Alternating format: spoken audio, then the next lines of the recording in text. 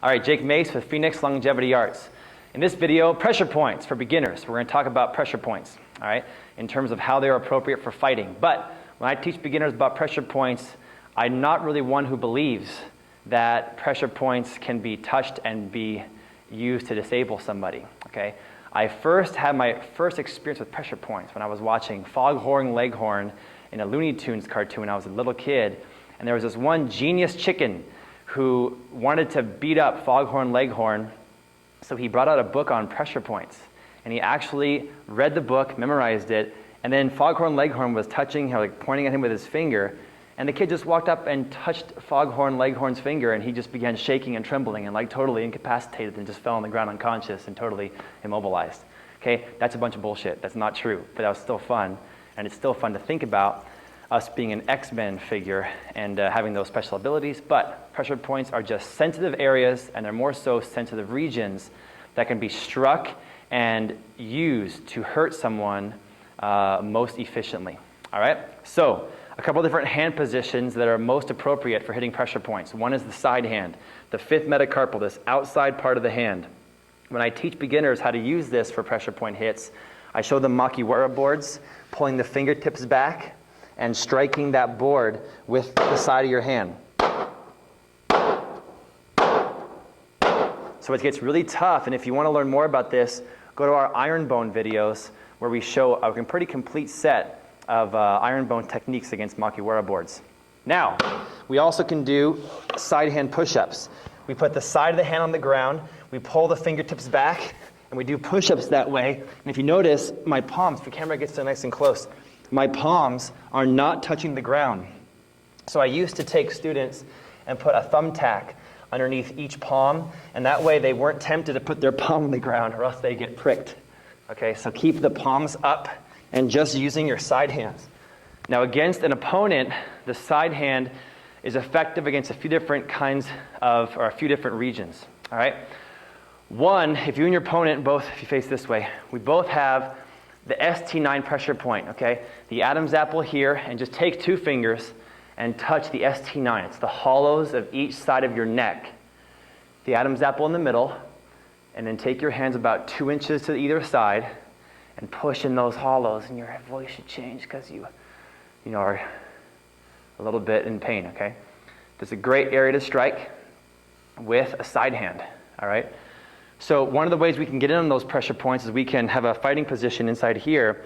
We can cover this hand this way, and we can chop straight into that neck, okay? So I'm trying to hit the hollow of the neck, ST9. ST stands for stomach. Pressure points all go to different organs, all right? So the idea behind pressure points is that we're causing a disruption in the meridian. Okay, there's 12 different meridians of the body. Go to our intro to pressure point video to see me give my basic summary of meridians and pressure point energy flow, okay? So for the fighting again, practice covering and chopping ST9. And just with a partner, just sit here for 8 hours for 1 month in a row and do this, okay? Block, hit. Then they punch you.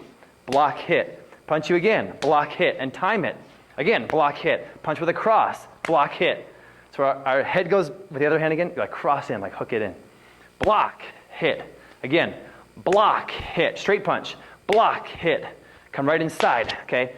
ST9. On the other hand, same thing. Block, hit. Again, block, hit. And your partner will tell you, if you actually tag him in the neck one time with a good amount of snap, they can feel it in the brain because it's loss of blood flow. It's not necessarily a mystical force. It's just blood flow getting disrupted, all right?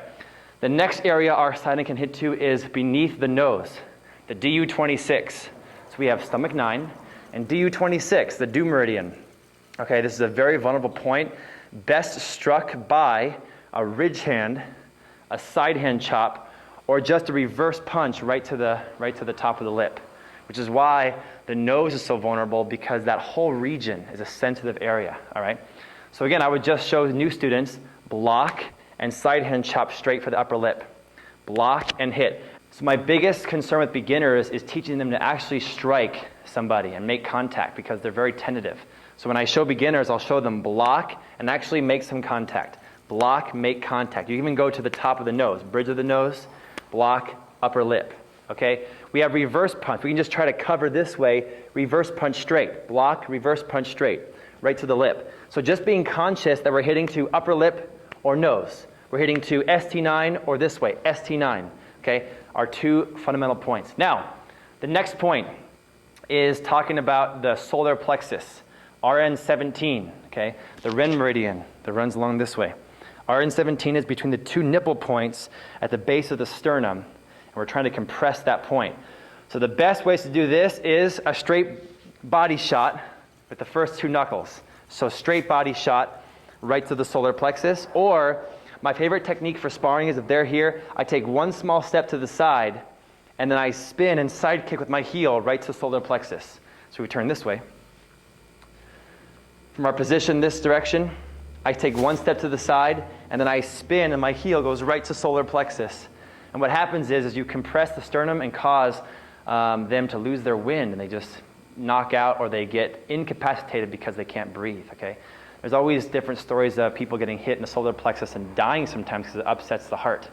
Again, small step to the side, spin through, solar plexus with the heel of the foot. All right, we have RN17, ST9, and DU26. Here's our first intro to pressure point hits. In this video, to recap, we used the fifth metacarpal, the side of the hand. We strengthened it with push-ups and Makiwara, and we used punches for solar plexus, punches for DU26, and spinning side kick for RN17.